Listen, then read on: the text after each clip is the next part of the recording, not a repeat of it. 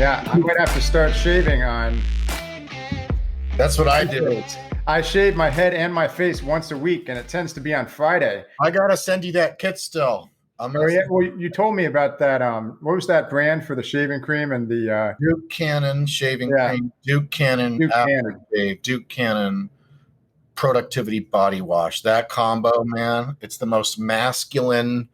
Like Ashley, as soon as I get out of the shower with shaving with that stuff, putting on that after, just and even when I walk by girls in the street, like for some reason, this shaving stuff, it drives the girl. It just smells like manly, but also like really high class. But you can wear it all the time. It's hard to explain. It's weird. And it I have gives you a. a great shave and I think it's like the borderline OCD, like passion for compartmentalizing things and like categorizing things, and like having like a thing for everything that I can rely on. yeah. But I remember years ago, I remember thinking that would be cool to like just have a list of like the best possible soap and the best possible like t-shirts. We both have our Fit Recovery t-shirts on, like the best t-shirt brand, the best underwear brand, the best like shower products, even though that sounds funny when I talk about that, the best Epsom salt. And now I feel like I have that, and I share it with a lot of people. It's kind of funny that that's somewhat come into fruition. I have my underwear is called I think it's called Beneath, but the E's are threes, which I feel like is bad for marketing because now I can't remember how I can't tell a person how to type it in, but it's like B3 Neath, or I don't know if the second E is a three or not. Very, very, very good men's underwear, super comfortable. And I'll just leave it at that for anyone who wants to check it out. I assume we're recording at this point. I don't know. This is a good topic. It's funny because I was actually thinking about not male underwear yesterday, but I was thinking about, how cool it is at the age of 41 finally to know what the best nutrition is for me, what the best supplements are for me. And of course, this is always evolving and I'm always learning more and more and going through different phases of what I need. But same thing, like the best clothing, right? You introduced me to Hilete, and there's a couple other brands that I wear now. The Fit Recovery brand, which is like the raddest fitting. Do you sell these shirts? I don't. I have a limited supply of them, and so far, I have just given it to a select few people. People on my email list know how they can get it, and if anyone wants one, they can email me and we can talk about it. So I'll leave it at that. I don't have enough to go around to everyone. So now if I get 500 emails, I'm in trouble because I don't have 500 shirts. I have maybe a couple dozen left in my closet, and they're mostly large. But you're wearing a large, I'm wearing a large, and large seems to be the best for most people, even smaller like females. For some reason, it's like it's good, it's comfy, but for larger guys or I guess typically you and I might be XL in some things. Yeah. People who are 6 feet or above and over 200 pounds, usually XL, but these are form fitting and they're a little bit stretchy without being, they're not elasticy, but they're form fitting. And so I think, I know of one person that wanted an XL just because they like wearing huge shirts, but large seems to be the way to go. But yeah, I like having the basics in my life. I like having reliable brands for stuff. Recently my MMA trainer recommended Defense soap to me, which was actually a game changer because I smell really bad after doing jujitsu and wrestling and boxing for 2 or 3 hours. And everyone smells bad. And with the nervousness around germs that's been heightened due to COVID, people, it's important to stay clean. Defense soap has tea tree oil, I think coconut oil, and some other things. It's all natural. I didn't want some like hardcore antibiotic soap that was going to just whisk away any beneficial flora that's on the skin. That can be a not good thing over time. I guess it's necessary if you're in the hospital or something, you have to stay kind of super uber sanitary. Then you use the antibiotic soap, but I don't like using that all the time. This tea tree oil stuff is good. It's called Defense soap. And Yeah. So without it, at the risk, I suppose, of sounding materialistic, there aren't that many things I need in my life to be happy, but I like the things that I do have to be top notch. And that, yeah, right down to the underwear and the socks. I don't remember which socks I ordered, but I have really nice socks. And it's kind of a contrast for me. So when I was a drinker, I would just put up with stuff that was subpar. All of my socks had holes in them, even though I worked in finance. I just never had the energy to just get new stuff and take pride in myself. And I was saying a few minutes ago, I'm going to have to start shaving instead of on the weekends. I shave my head and my beard at the same time once a week. It's actually better for you, for anyone who doesn't have a job that makes them shave every day. It's best not to shave every single day. Once a week is fine. I don't mind having a little bit of scruff, but now I'm looking at myself and I'm thinking I look about 6 years older than I should. So maybe I'll start shaving on Mondays instead of on Fridays. Fridays being after we've recorded our podcast for the week. But I did want to share one other thing. I have a Dram Alpine Berry.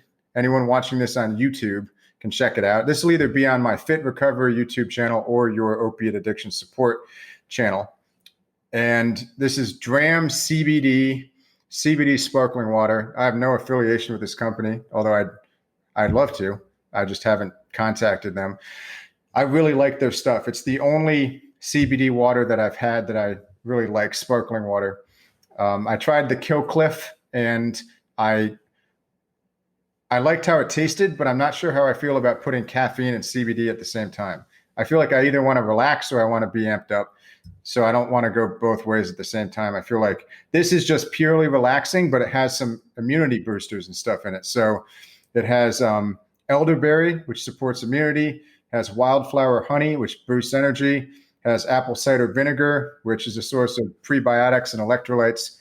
And really, I mean, the ingredients are pretty natural. It's purified carbonated water, Colorado apple cider vinegar, the wildflower honey, elderberries, strawberries, PCR hemp extract, and vanilla bean. There's a total of 4 grams of sugar in the can, and it tastes kind of sweet. So what I like to do is this is like a silicone ice thing for big ice cubes, which I put the high pH water from Whole Foods, even though I'm not convinced of the benefits of high pH water, but I'm doing it for a while, pay an extra 50 cents a gallon or whatever. I get one of the big ice cubes in my, I think, Ralph Lauren glass, and then we pour in the Dram. It's actually a pretty color. And then we have Dram Bitters, Hair of the Dog. And the Dram Bitters has glycerin, water, cinnamon, fennel, ginger, wintergreen, gentian, herbs, and spices. Nice. No artificial or, quote, natural flavorings, no GMOs or synthetic dyes. All herbs are wild or organic. So I'll just take this, put a couple of that in, a couple drops. It's called Hair of the Dog, but I don't know what dog, since there's no alcohol in it. I don't know what dog bit me, but it's pleasant and looks delicious. I wish you could taste it. It's quite good. Yeah. And the Dram has a bunch of other flavors too. I love their sweetgrass flavor. That's like a limited edition thing every year. Their Colorado sweetgrass is only available for a certain period, and once it's gone, it's gone. I love that one. There's one called Beauty Bubbles that's actually pretty good, and I'm comfortable enough with my masculinity to stand around and drink it. And there are a bunch of others. There's a lemongrass, a ginger grass. It's good. It's earthy. I gave one to a friend of mine who used to have a soda habit, like regular, like Dr. Pepper habit. And she thought it was too earthy and not sweet enough. But I think, to me, it's really sweet, which is kind of just, I think there's a modulation of taste receptors and sugar sweetness perception. I don't eat a lot of sweet things. So to me, this tastes really sweet. So to anyone who's hooked on soda, I had a serious soda addiction for about a week or two after quitting drinking, and I had no idea where it came from. I never had sweets while I was a drinker. Right after quitting, it was like I couldn't get enough sugar. I would stare at like crappy looking carrot cakes in little plastic containers in the grocery store. Was never drawn to those things. But eventually I switched over to first like sparkling waters. At the time it was LaCroix. Now we have all sorts of sparkling waters. Like bubbly is a good one that I still have. Topo Chico I like, that's been around a while. And then kind of a combination of those sparkling waters and things like Dram, which has a little sugar, or some kombucha, low sugar kombuchas. I'm typically looking for things with less than 10 grams of sugar per unit. So the unfortunate thing is there are delicious looking kombuchas. You know, it'll be like guava, strawberry, mint, something. And I want it, and then I look at it, and it's like somehow 30 grams of sugar. I may as well drink a Sprite. You know, I'm not going to do that. So I'm very sugar conscious, but there are a growing number of beverages that people who are post-alcohol can choose from now. And I like to tout the ones I like. I'm a fan of Dram. I'm a fan of all sorts of awesome recovery neuro elixirs or bio elixirs or whatever we want to call them. And you've got the cool, we'll have to do a video one time showcasing your bio elixir bar, your biohacking, recovery biohacking bar, because that thing's substantial. Yes. Remember towards the end of the last session, we were talking about self-knowledge, and that's what it kind of falls into too, what we're talking about here, like what we like, right? Once we know what we really like, what we prefer, then it's easier to kind of find. Papaya just really wants to be involved. Are you trying to steal the show? Involved. Why are you being? You can stay here only for quiet. Otherwise, I'm going to put you back. But for instance, I didn't know a lot about myself until I started to take personality tests, take strengths tests, what my strengths were, my top talents, natural talents, what my kind of innate personality was. Yeah. Papaya is going to have to go in the other room pretty soon here. And then taking questionnaires and reading books and trying new nutrition plans and learning about Ayurvedic nutrition and what I would fall into in that. So really all this started was almost 9 years ago after I got off drugs and alcohol. And then, so now this is the culmination of that. And I finally feel for the first time in my life, like, wow, I know how to keep myself healthy, how to keep myself sane for the most part, how to keep things going. Whereas before, life was a struggle. If it wasn't in business, it was in another area. If it wasn't in another area, it was in this one. So there was always lots of turbulence. And now I finally feel like, wow, all that work, all that diligence over this almost a decade now, really. And in a little over a year, it'll be a decade of work in this area. So I feel like it is the work has paid off just in dividends, hardcore. But it's not like that at the beginning, right? Like you and I had pretty miraculous recoveries. Our stories, like once we just surrendered and told people, basically, once the gig was up and people knew and they were helping us and supporting us and holding us accountable, that's when we recovered. And we both kind of rapidly transformed along similar paths, both reading personal development books written by dating gurus, but different dating guru guys. And then both getting into building muscle and eating more protein and those types of supplements. And so kind of our own way to where we're like, screw the self-help programs, not smart recovery, not rational, not AA. We're like, we got this. We can learn from mentors through books, through YouTube videos, through podcasts, through courses.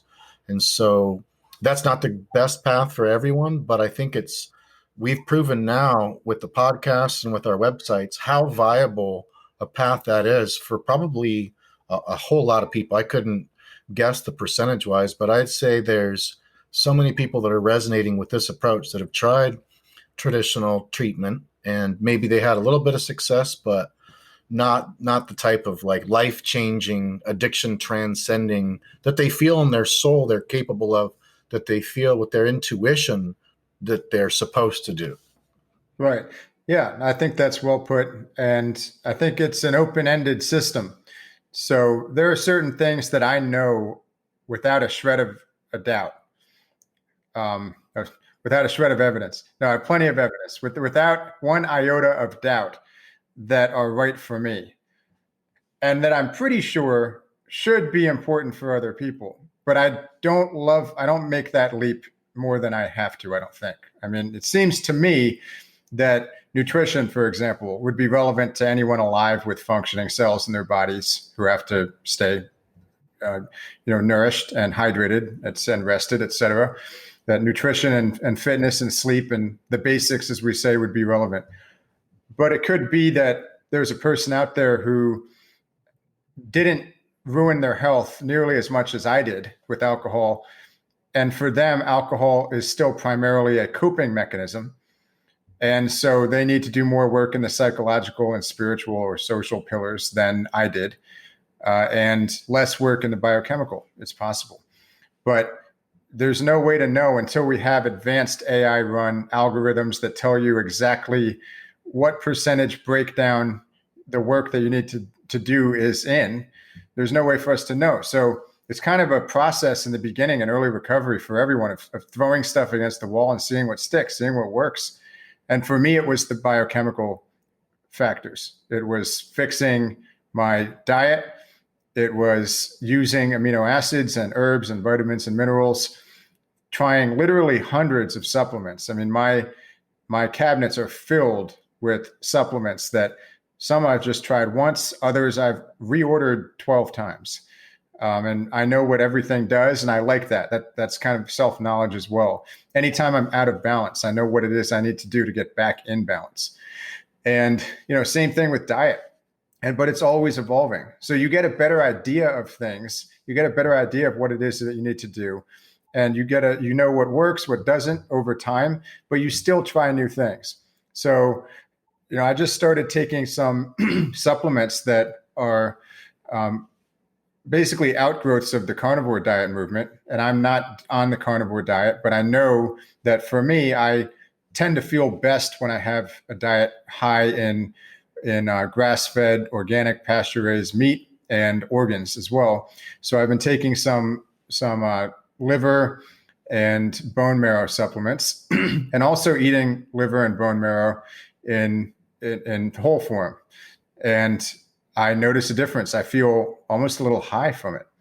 And, who knows what that is? I think scientists have identified something they called anti-fatigue factor in liver. I don't know that, maybe that's a myth, but even if it is, then I feel something. So there's something there. And, but I'm not going to go tell someone who is doing great with a vegetarian diet that they need to go eat liver in order to transcend alcohol. So there's a balance. Everyone has their own adventure to go on. And I think the important thing is to be able to have a conversation about what might be necessary components that have been traditionally left out. So even if someone does go the traditional route, maybe they can plug in some gaps using some things that we're talking about, in which case that's fine. And, for me and for you, the traditional route didn't work out. We kind of forged our own way, and our own ways tend to be very similar. Seems like you and I have similar diets. We tend to both feel best when we eat similar things. When we have a nice grass-fed steak, we both feel pretty good. When we take certain amino acids, we feel pretty good. Maybe we have similar biochemistries in some ways. And we also tend to gravitate towards similar things that some people might think are woo-woo, like the binaural beats and Chinese herbs and whatnot. I love all of it. It adds color to life at the very least. And I wouldn't be surprised if in the coming years, all of the things, or maybe 80% of the things that we talk about that my old self would have written off instantly as being woo-woo BS, turn out to be vindicated by science. Yeah, I love how open-minded you are, and how open-minded our regular listeners are too. You got to be pretty open-minded. You've helped me become open-minded. I think I've noticed that during some of our first conversations, you mentioned some Chinese herbs and something else. I don't remember what it was, but I remember thinking, like, this guy's really smart. Why does he think that that's a thing? But I've become more open-minded. Yeah, you certainly have. I think open-mindedness is a great thing. I also believe I think one of the ways I stay pretty peaceful most of the time is through just practicing equanimity. There was this one amazing book, a physical book that I read probably 5 or 6 years ago. I might have mentioned it before, and I forget the title, but I believe it was something along the lines of Brain of the Buddha. And it had all sorts of different research on brain waves and meditation. And I had never heard the term equanimity before reading this book. I was in my early 30s when I read it. And I was like, wow, this is so cool. And basically the definition was no matter who says negative things about you, or no matter what type of negative feedback you hear from people, or no matter what type of positive feedback you hear from people, whether it's the worst trolling internet hater or the most just raving fan, like person that took your course or that listens to the podcast or that you coached or something, raving fan. To have equanimity is to let none of that alter your state. You're just grounded and balanced. And of course, you welcome all the feedback. So instead of people doing hater stuff and it makes you pissed off, like that's what used to happen to me when I first started blogging. As soon as I would get a bad comment, back then I didn't know about equanimity. I hadn't done a lot of growth, so I wasn't really mature. Although I was off drugs and alcohol, I had a lot of psychological and emotional development to go through. So I would lose sleep over it the first couple of times it happened. But for the past few years now, I just try to have equanimity, and I'm not perfect at it, and I don't do it all the time, but the majority of the time I'm doing it. And it's really like, so no matter what I hear on the internet, to where people are yelling because they're at this political belief, or yelling because they don't like this person. And equanimity is just seeing all this stuff going on and not letting it screw up your emotional balance and your groundedness, not let you realizing that life is unfolding in pretty much this perfect way that we probably shouldn't even question. And unless we're physically going to go do something about these things that so many people complain about, better to just have equanimity about it and focus on how I can create the healthiest body and brain and spirit and the most grounded lifestyle, to where it's just helping as many people with addiction as possible. At least equanimity. Equanimity is a good policy. And that reminds me of when I was in detox and we would do our morning meditations. We were supposed to come up with a mantra, or it was suggested that we come up with a mantra. Eventually, I ended up going online and getting an obscure Sanskrit word. And to this day, that's an anchor for me to disengage. But before I had that mantra, there were two words I used. The first was just centered. I would repeat centered to myself. And then grounded. I would repeat grounded to myself. Because during my drinking years, it seemed like I was trying to keep up and always being behind and feeling ashamed about it in some way, or being shamed by other people. Whether that was real or my perception, I'm not sure. But I was trying to keep up. I was behind, and that would make me feel disoriented.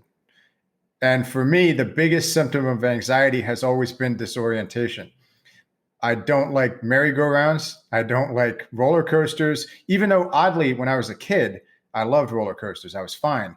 I had this thing that would happen that I would feel disoriented like 6 hours afterwards. So unfortunately, even though I still to this day would probably enjoy a good roller coaster, I can't do it because it makes me feel disoriented later. Probably inner ear stuff, could be related to the prenatal alcohol exposure, which is why I have hearing loss, being adopted and with that issue. But for me, disorientation is like this. That's the primary symptom for me of anxiety, a very subjective thing. One of my best friends growing up, his primary symptom was feeling like his eyes were being gouged out, which I don't envy that. I think I'd rather have disorientation than that. But that meant that my addiction, my addictive life as someone who was drinking or going through withdrawal all the time became synonymous with disorientation, which I didn't like. So to transcend that, I would repeat the words centered and grounded, and eventually I found my mantra. But I started feeling much more centered and grounded over time, and it was almost like something that preceded becoming emotionally and socially centered and grounded. First, I just had to be centered and grounded in my own skin, sitting in a chair by myself.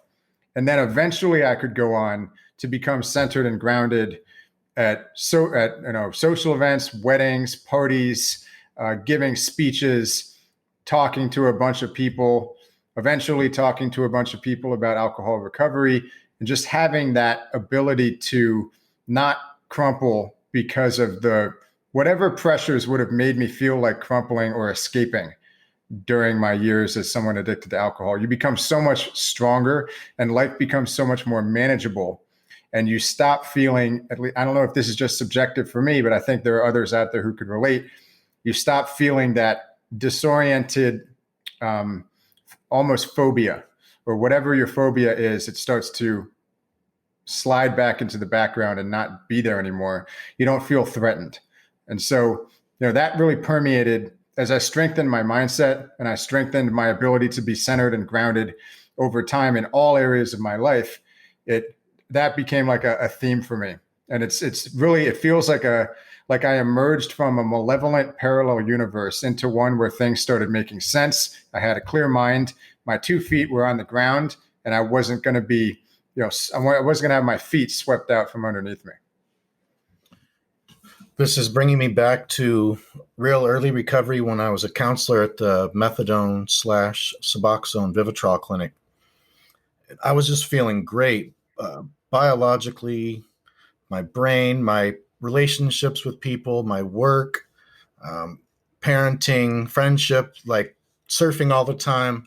Life was great, but through a long story of things happening at the company, it went from being my dream job to being like hell on earth. And so after 6 to 9 months like that of just huge caseloads, too much stress, horrible directorship, horrible running of the place, scumbags that were the owners of it, just total business model that was pretty, it was not for helping people at all. They could care less about people. It was all about making money. And that was apparent. And so once that was apparent to me, I started to look for other places. And so I had this first post-traumatic growth after my near-death experience, overdosing and almost dying. Then when I finally got the courage to give my 2 weeks notice at that place, because I knew it was just, I wasn't meant to be there anymore. I could feel myself sitting in the chair in my desk in my office as a counselor.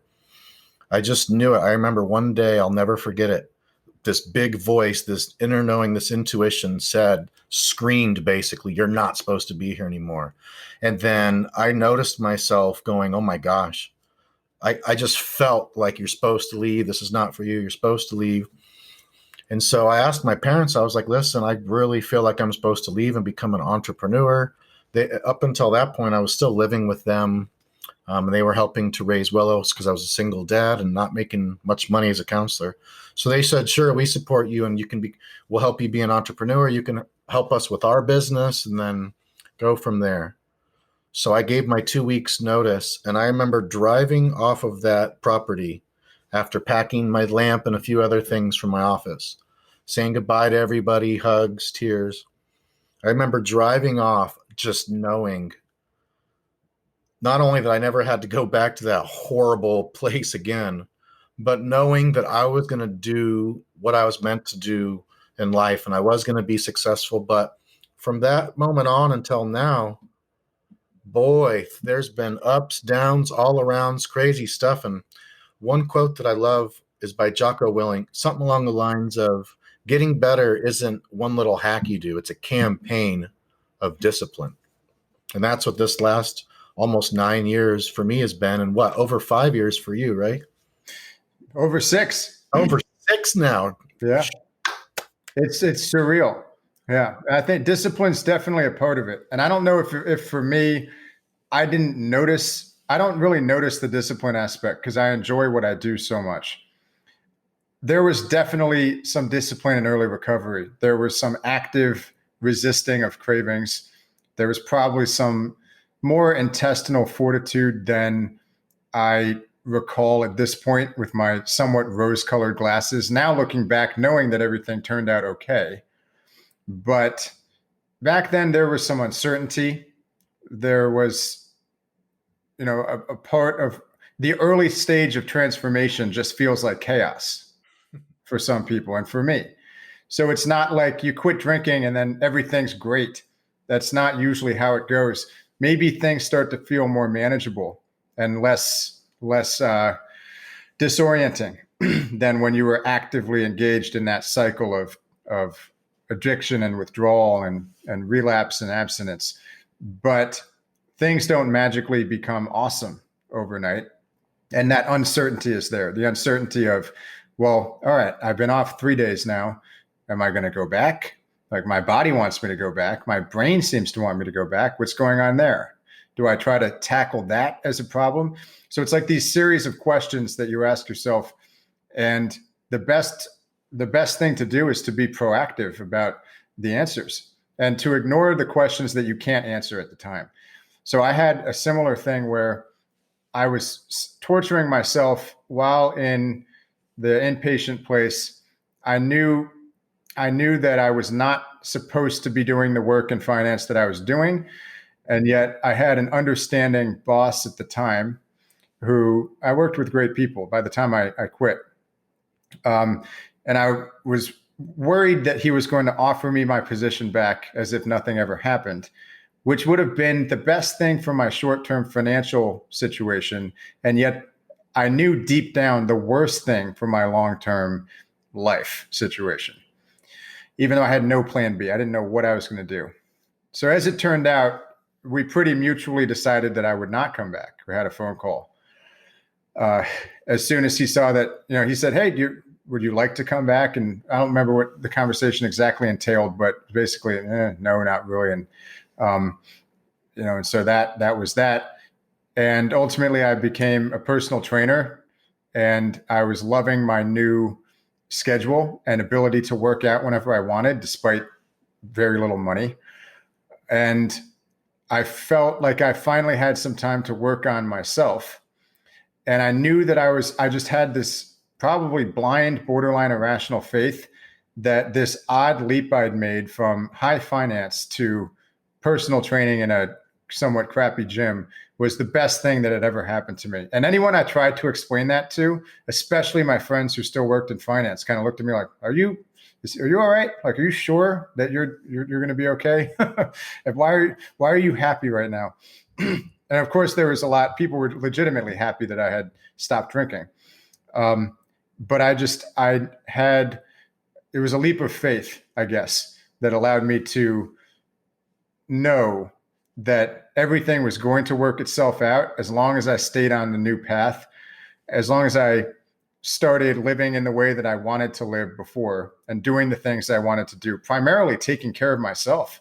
For a while, it was just taking care of myself, giving myself permission to take care of my own needs physically and emotionally, psychologically, spiritually, without feeling, ashamed or selfish. I mean, when I was working in finance and drinking all the time, I used to think that getting a massage was like a hedonistic, self-indulgent, expensive luxury that, why would anyone do that? You could be working or drinking. There was just working and drinking. So I went into a universe where there was no work as I understood work to be before. This kind of like, suck it up and do it. You hate it, but you have to live. So you may as well. It's horrible and no one likes their work, but you may as well you have to do it. And then drinking, which was, well, everyone probably drinks. Like the world is kind of a mean place and it's cold. So you got to drink so you can block out the bad stuff. So I exited that paradigm. That was my entire paradigm. And I exited that into a world where, like, I'm working out and I'm helping people with diabetes lose weight and I'm getting 8 hours of sleep a night. And I'm feeling good about myself and I'm feeling more stable over time, more centered over time. So I guess you could say there was some discipline involved in staying away from alcohol. And there was discipline involved in, I suppose, becoming a trainer. I had to take a test. It wasn't very hard, but I had to do that. And then I had to, after that, build the business that became Fit Recovery. And I suppose there's been discipline involved in what you and I do, but it doesn't feel like work. So like I respect immensely people like Jocko Willink and David Goggins, but I can't relate to the Like you get up in the morning and you really don't want to get out of bed and it's cold, and you get out of your warm bed and you're like, oh, this sucks, but you just suck it up and do it. I don't think I've had one morning that's felt like that. I jump out of bed in the morning. I can't wait. Unless, of course, I've had 4 hours of sleep and I have to get on a flight. But usually if I have to get on a flight, it's for something that I'm excited about. So it's not that bad. You know, I think I just have a much happier sense of life than I used to. And for me, I grew up with a lot of discipline. My parents they weren't strict parents. They were excellent parents, but it was just a no-brainer that you got up and you went to school and you did your work. And I was a competitive swimmer for all of high school. I was getting up to go to swim practice before school and then go to swim practice after school. So I think I'm kind of maybe just immune to you have to do what you have to do. I mean, to this day, I choose to train at MMA 9 hours a week at this point. And I also lift on other days, and I do hot yoga on Saturday mornings. I'm never jumping out of my bed not wanting to get out of bed. I think discipline plays a part for people who aren't used to discipline, or for people who have lost that ability. I think discipline's a muscle, so if it's not used, it feels really brutal when you start to get it in shape. And it's also necessary in early recovery to deal with to just make yourself get a plan before you're biochemically stable. It's going to take some discipline to get started on what you want to do. But beyond that, it should really be about building a life that you want to live, whatever that entails. And I don't think it should feel quite as hard as some people make it out to feel. But then again, that could just be my rose-colored past, retrospective lenses. When you're talking about discipline, all of a sudden I started to see a potential relationship between discipline and momentum, where at the beginning, when you're trying to detox off, when you're trying to quit an addiction, we'll make that the example. Say you're trying to come off of alcohol and cigarettes at the same time. Well, it's probably going to take, in that state, we could say that person has a lot of momentum build up, negative momentum. Momentum can be both positive or negative. So when someone is using an addictive substance daily, especially, they have a lot of momentum going. Maybe it's years worth of momentum. Maybe it's months worth of momentum.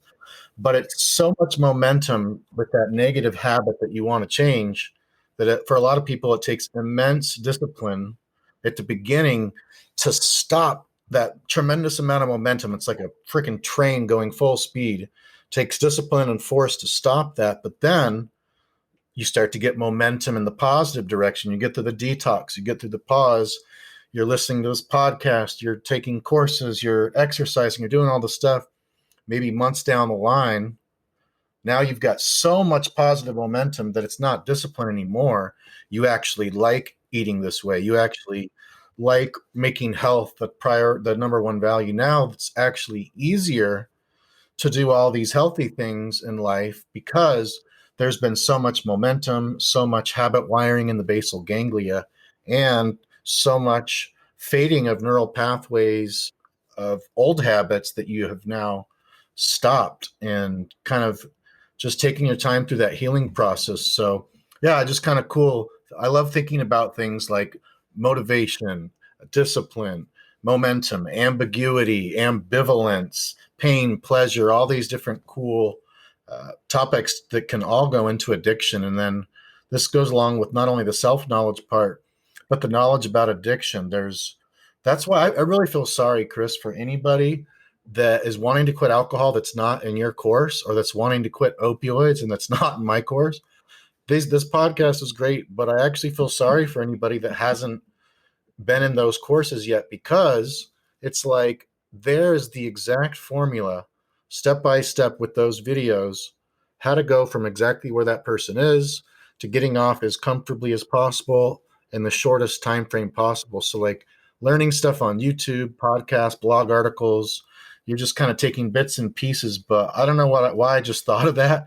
But I was like thinking, if I had your course when I was trying to quit drinking at the beginning, I probably could have quit easily compared to the years and years of on and off AA, NA, then trying other weird stuff in psychiatry and Valium, if I would have just had total alcohol recovery 2.0 back then when I was a vicious alcoholic and I went through it, I really think I could have repaired myself. So I do. I feel sorry for people that haven't found this. Maybe they're really looking for this type of information. That's why I encourage all the listeners to share this podcast with anyone that you think could need it, because there's so many people out there that have tried the traditional stuff and they just keep failing. They can't get it together, and they're just lacking a few key nutrients and some psychological help, and that's all they need for that person. Yeah, and also the support in those communities is really good, and the intra-member support. I mean, that's something that you and I can't provide on our own. And there's really like a burgeoning community in total alcohol recovery. I mean, I created that course because it's what I think I would have needed to quit much more easily and much less expensively. It's just the culmination of a lot of things I've learned over the years. And, I also try to update it constantly as well. So I'd say once or twice a year, I feel like it's stale and I do some overhaul. It should be total alcohol recovery, 7.5 or something, but we're keeping it at 2.0 so we don't confuse people. But yeah, and what I often say to people in there is my motto. I think more than anything else, I say baby steps, because I realize that people inherently want to, I think it's human nature. They want to jump from point A to point Z now, or they'll hear something you were talking about, maybe in a podcast or elsewhere, and you'll describe how you feel now versus how you felt then when you were addicted to everything. And they want to feel like that tomorrow. It's probably not going to happen, but there are steps that you can take. And if you do take them, and if you have the discipline and the proactiveness to take those steps and the resourcefulness, those are really the three things: discipline, proactiveness, and resourcefulness. If you have those three things and you follow a step-by-step course like the ones that we have, your opiate addiction course and my alcohol addiction course, then you will eventually get to where you want to be. But, you're going to have to make room for the things that are maybe subjective for you. Figure out which parts of the hierarchy you need to work on more, and also give yourself time.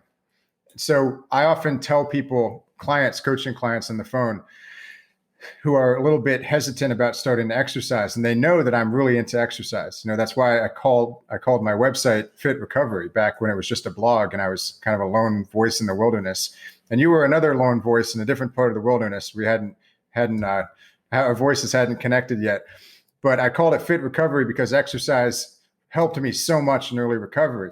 But I don't want it to be overlooked that when I was in the inpatient center, my exercise in the morning, which only started after a week of me being on benzodiazepines, I was too loopy to exercise at all until like a week or so, was 5 to 7 minutes on an elliptical. And I increased it by 1 minute a day until I was at 15 minutes on the elliptical. And I think I held that for like a week. And then maybe a week after that, I was doing 15 minutes on the elliptical. And then I was doing like the chest press machine and the lat pull down machine, and maybe doing some air squats. And that was a really rigorous workout for me. I would be pooped after that. My body was detoxifying the alcohol. My liver is trying to figure out how to help me burn fat again and how to activate vitamins. I probably have acetaldehyde still floating around in my system. I'm still catching up on sleep. I haven't figured out how to get good quality sleep yet. Unfortunately, I didn't have a Whoop strap back then, but I'm sure my sleep was still messed up. And so it really took a while. You can't get from A to Z. You have to go sequentially. And, now I'm looking now at my Whoop strap app. So this is my workout from earlier today. I did a 2-hour MMA workout. And, if you ask me right now, how's your day been? I feel good. I slept, according to this, 7 hours and 46 minutes last night. That's not great, but that's pretty good. A long time in REM sleep, so that's good. And this says that my workout here was exactly 2 hours. I burned 1,035 calories. My average heart rate was 128. My max heart rate was 169. I spent 42 minutes at my 70 to 80% of max heart rate. That's pretty good. But if you ask me how I feel right now, I feel like I've had a pretty relaxed, chill day. I got a little workout in. Now I'm talking to you. So what I'm saying is your perspective changes over time, and all of the muscles that you start building, whether they're mental muscles or physical muscles or endurance or even discipline, they start to increase so much over time if you keep doing what you're supposed to be doing. If you keep sticking with your plan, that what would for any other person be a pretty rigorous, really tiring, crazy day ends up being something that's kind of to be expected, and you're fine and your energy level's good and you feel like you're having a pretty chill day. Which is how I'm feeling today. And I really think it's because of that supreme creation. I'm telling you, remember the I last started taking that. Yeah. So maybe that's why I feel pretty chill. you when did you start taking it? Yesterday? The day? Yesterday. Yeah, it came in the mail. So I've been on it again. I think this is my third day in a row. After only being out of it for a few days, I was exhausted those few days. First day back on it, I don't think I felt too much. Yesterday started to feel a little better. And now today I feel back to like, woo. Also, in addition to that, another thing that as I'm taking the Real NAD Plus Easy Melt Sublinguals, to where you just put two of them in there. It's a 300 milligram dose of Real NAD Plus, and they melt, they dissolve really fast. Like normal sublinguals take forever but these ones like 2 minutes maybe. And I feel like when I take those in the morning too, I don't know, I feel like kind of a mood boost, more clarity. I think what the NAD does for me mainly is it just clears up the cobwebs in the head, just seems to make my communication better. I don't seem to stutter as much. I don't seem to start talking about one thing and then start talking about another thing. So I feel like the NAD is making me more focused. And I think the Supreme Creation does too, because it has the white Chinese ginseng in there. So that's very energizing and focus enhancing. Yeah, I actually noticed that when I started taking NAC, N-acetylcysteine, which I had initially started taking because I had a mild sinus infection and it started turning into postnasal drip. I didn't want to have any lung infection. And so this NAC is good for lung and liver detoxification. And I found as a side effect from that, a good side effect, that I felt more lucid generally. And I was not losing my train of thought quite as often, which for me has always correlated more with sleep. If I get like 8 or 9 hours of sleep, then I feel clear, super clear, and nothing gets in the way of my talking. But the NAC really helped as well. I'd say on average, I've probably been getting 7 hours and 20 minutes of sleep in the last week, which is not quite enough. I need to bump that up to 8. But the NAC has been subbing in and helping me to articulate a little bit. But I'd be interested if you want to put the brand of the NAD Plus sublinguals that you've been taking in the show notes, I'd like to check those out as well. Yeah, I got them from, I think for that particular supplement, that company only sells them wholesale to other NAD treatment programs. So where I got that one from, and I'll put it in the show notes as well, was getcleansupplements.com. So Dr. Ken Starr of Ken Starr MD Wellness Group in Central California. He's my favorite NAD recovery biohacking MD, but his supplement brand is called Clean Supplements. And so he's got a lot of those great ones. I take a few of them actually, like the Foundation, the Theacrine one, the Neuro Restore, which is magnesium threonate with, what else does it have in there? I'm not sure, but I take a few of them. And then the NAC Easy Melts, Real NAD, is not the Clean brand, but he sells them on that site. So cool. I'm sure so that's a great one. Also, there's NAD patches that people can buy online now too. I even heard that pretty soon there's going to be available 1,000 milligram NAD patches, which are 24-hour shoulder patches, 1,000 milligrams, and they're think of like a 6-day supply, they were saying around $575. That is a big dosage of 24-hour NAD. So like I've been getting more and more excited lately with the innovation and development of all these new nutraceuticals, whether they're whole food based, herbal based, synthetic or semi-synthetic supplements. The products that are coming out nowadays are blowing my mind. New U Life just came out with a new one. They finally have a nootropic called Neurovi, and mine's coming FedEx today with my Somaderm HGH gel refill and my first 2 boxes of Neurovi Palm Berry, and what's the other flavor? I forget, but that looks like there's no caffeine in this one, which I like, and the nootropics and the supplements and the herbs, it is mind-blowing. The ingredients list is real. There's probably 30 or 40 things in there, so it's getting easier than ever before for people to take care of their brain health and take care of their overall physical health by getting these combination supplements and picking things out. And I'll also recommend a few good resources that I recommended before for people, a good place to start with for figuring out various biochemical deficiencies at dramen.com, I think it is, or Amen Clinics, amenclinics.com. There's a free brain health assessment questionnaire or brain type assessment. I believe he's found maybe 16 different brain types, somewhere around 12, I'm not sure. But that has a really good one. It shows you, according to Dr. Amen, what type of brain he has categorized that as, what kind of supplements work the best, what kind of even nutrition can work the best. And also at juliarosscures.com, her questionnaires, there's mood questionnaires to find out what you might be deficient in regards to neurotransmitters, regards to thyroid. There's also craving questionnaires regarding food cravings for people that are having food addictions, caffeine. So yeah, amenclinics.com and juliarosscures.com are some good resources to point out to people on a regular basis. I like those are great ones. I use those with clients too. Yeah, we should put those in the show notes at elevationrecovery.com as well.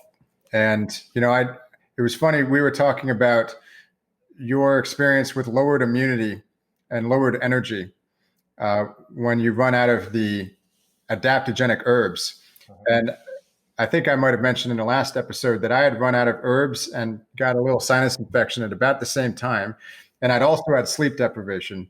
So now I've been trying to bring these herbs back into my system. I have my spring dragon tea, as I always have this when I'm on a podcast. Occasionally I would have kratom every now and then. I don't think I've had kratom in, 6 months at this point. Yeah, it gets boring. Like the more optimized you are, there's really no need for it. Yeah, I feel really good by default. I'm sure at some point I'll have some kratom. I didn't quit. It was something I had maybe. When you visit next month, once or twice a month. That once. What's that? When you visit next month during that, how long are you coming for? Yeah, I'll be there for 6 days. So we'll do it. Nice. When you're here. Yeah, we'll have a little kratom and hang out, go out on the beach in San Diego. We should record a comedy skit where you're your old self when you were an alcoholic. I need to stuff pillows in my shirt and somehow make my face super, 30% bigger than it is. And I'll put my hat sideways like the Tool that I was, and I'll wear like a sleeveless jersey to show off the tattoos and all. What's up, bro? I used to talk like that when I was a drinker, when I was an opioid addict. I had lost that accent. When I moved to upstate New York, it only took maybe a year and a half, for maybe even sooner than that. But I used to be the typical California surfer, stoner, partier, the accent. Then when I moved to upstate New York, after living there for maybe a few months and being around pretty much all New Yorkers, there was no one from California there, that's for sure, in this little small town, Norwich, central New York. But I remember talking to my buddy Tom on the phone after being there a few months, and he was even worse. He was like Spicoli from Fast Times at Ridgemont High. For his, if anyone's seen that, he was like real life Spicoli. Yo, bro, I got a cool buzz, and gets. I can't even do it anymore. But and I just remember thinking, wow, I'm so glad I don't sound like that anymore. You know, I like the San Diego surfer slang. I feel like it's less of an accent and more of like jargon that no one else knows. Because my best friend in college, who's still to this day one of my best friends, had come to college with this unbelievably bizarre lexicon, and I was like his translator for people. And it was all, he wasn't a stoner, but it was like San Diego stoner surfer stuff. So if something was good, it was dank. If something was bad, it was swag. You know, we're going to roll over to this party and Percy some beers. I don't know what Percy meant. I think Percy means steal. I don't know why. Oh, because Percy would be personal stash. All right. Yeah. So everything was stoner slang. And that's all I remember. But there were probably a dozen or more words that he would use regularly and just confuse the hell out of people in Massachusetts. So no, well, that's funny. I wish I'd known you back then, so I could talk to you and see what. If you like that lexicon, all those words, Yeah. kook, Barney, go back to the Oh valley. yeah. Someone being in a barn. I used to be, believe it or not, I'm embarrassed to admit this, but only a little bit because I was young and didn't know better. And, you know, I really viewed myself as still a kid back then. So, but even up into my early 20s, especially when I was probably 19, but even to maybe 21, 22, there was a few years where I was the most asshole, territorial local surfer, to where if you were if I didn't recognize you, if you weren't like a local that surfed that break a lot and I could tell that they were from someone else, I would just like mad dog them. I would cut them off. I would jockey and catch all the waves and spray them when I was going by them. Just, you know, just so I was not nice. And I totally, what's the word? You know, I basically was in a tribe of these surfers that were like this. And so I just basically, by kind of, when you're infused into that culture, that beach town surfer culture, you know, if you want to be accepted and fit in, you kind of do that stuff. And if you don't, then you don't hang with the crew anymore. But now, like, I feel so bad nowadays that I ever used to be mean to people. And it wasn't like a long streak in life. It was when I was drinking a lot, for the most part. But the late teens part, that was just all ego. And boy, the ego, it's like the same thing when you're talking about the career and finance and the culture with that and everything. It's like you changed your values. You had a really structural change in your hierarchy of values, to where instead of money and security and significance and kind of this, you know, persona and this professionalism, instead of all that, which was cool at the beginning, then you just looked at that profession, at least for you, as like, this is just horrible. Look at my health. I've gained all this weight. I can't hold my liquor. Like, this is ridiculous. And so you chose something that ultimately made way less money.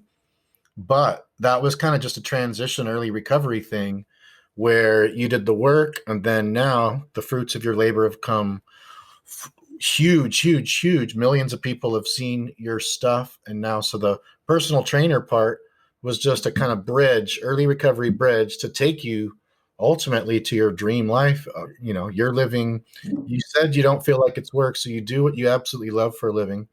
You make a good living doing it, and people get really helped by it. So, I mean, and then you got your health, so it's great. And I want people to know that just how bad Chris was back then, just how bad I was. If wrecks like us can get our shit together, especially me, if someone as bad off as I was for multiple decades, especially polysubstance for a lot of that time, if we can come back from the depths. Sorry about that. Addiction, Agnes, come here. He's just agreeing with me. Whenever papaya makes noise, when your dog makes noise, Agnes agrees vociferously with everything you're saying.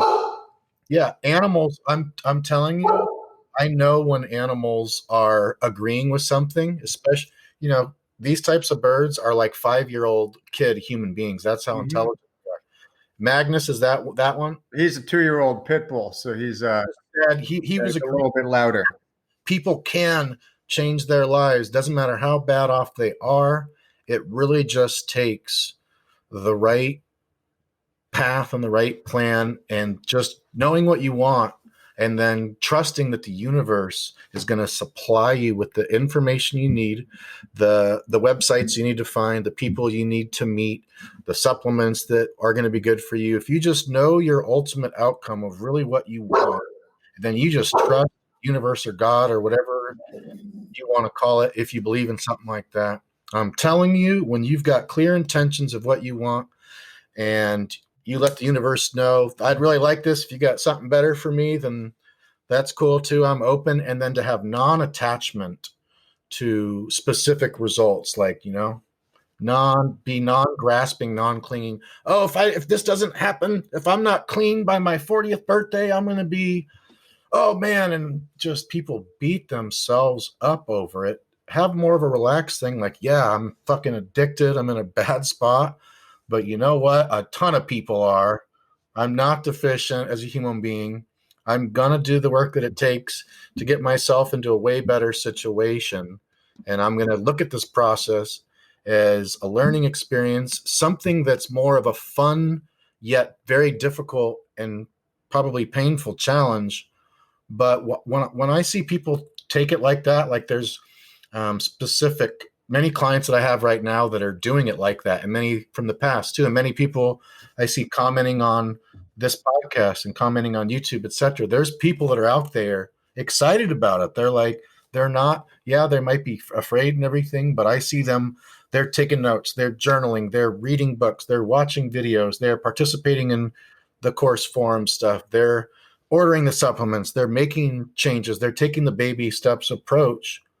And then I hear from them all the time, 3 months, 5 months, a year later, just wanted to say that your guys' podcast changed my life, or your YouTube channel. Oh my gosh, I read this ebook you did. Thank you so much. So that's really what keeps us going. It's not even that we make a living doing this. It's that we love it. We're so passionate about this.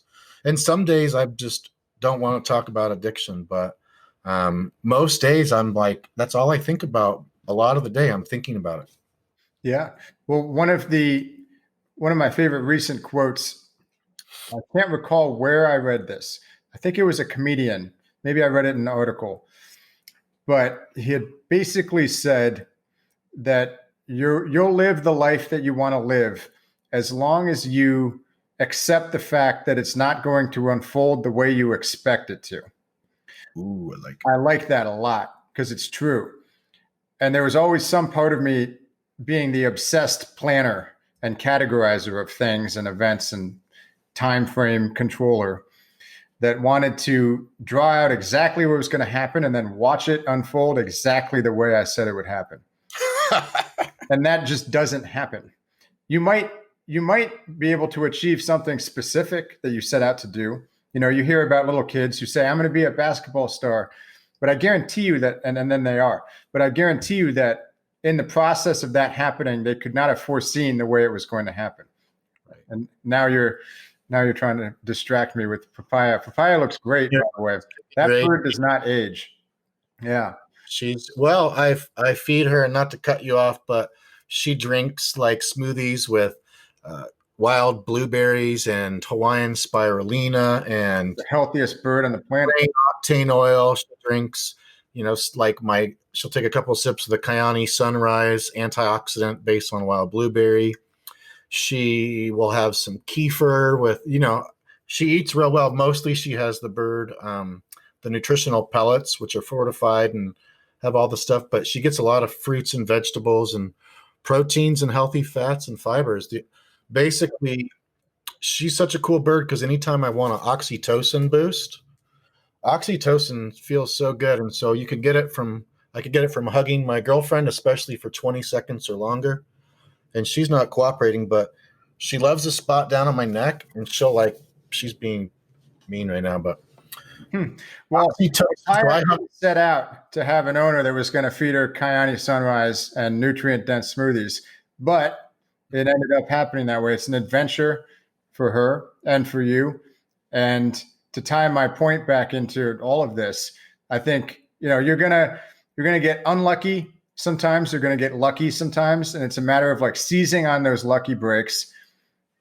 And during the long periods in which it seems like you have no lucky breaks at all, and just like opportunizing on the good things that happen, because eventually, you'll, and I'm speaking to everyone, I guess, here, and with the knowledge that some people in our audience have probably made hundreds of millions of dollars, and they're like, I'm living my dream life. I just need to excise the alcohol. And maybe that's the case, but maybe your dream life has nothing to do with money and you're not living it.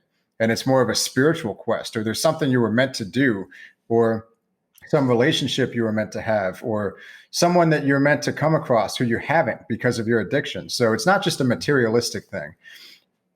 The most happiness I get these days is because of the relationships I've forged with other people, and I've talked about this, the friends that I've made since quitting drinking, the existing relationships that I've strengthened since quitting, friends from childhood, family, and obviously, like our paths never would have crossed, and now we're great friends because of everything that you've done and everything that I've done with our own personal recoveries.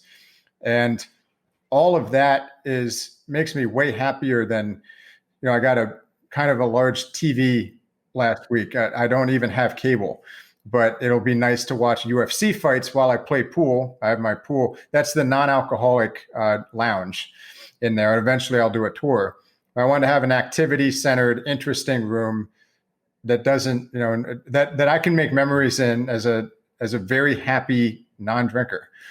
But the amount of pleasure I get from that, from a thing like that TV, pales in comparison to the pleasure that I get from making good memories with good people.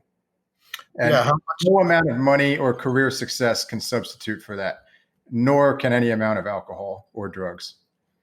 Right. How much fun did we have?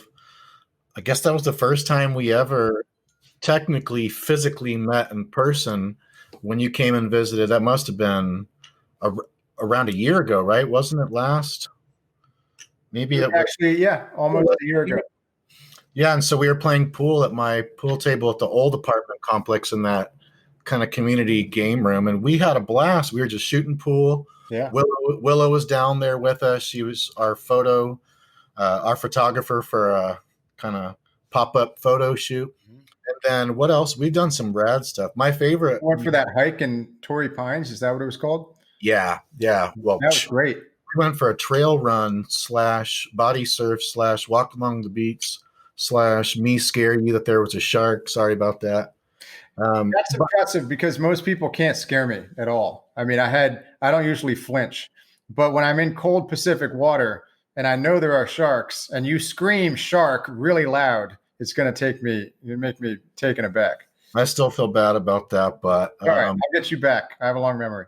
Maybe when you come and visit next month, yeah, I definitely want to take, I mean, it sounds like funny, but those long walks that we do, the long walks on the beach, those long walks we do on the beach are awesome. And maybe when you come, we could do some type of meetup to where I guarantee there's podcast listeners that live in San Diego within driving distance. Maybe we could have one time to where it would be like a meetup to where those 6 days you're here, maybe for like an hour and a half, 2 hour portion, maybe, hey, we're going to be here getting some food, or we're going to be down here at the beach in this area, just hanging out to watch the sunset or something like that. I think that'd be fun. Yeah.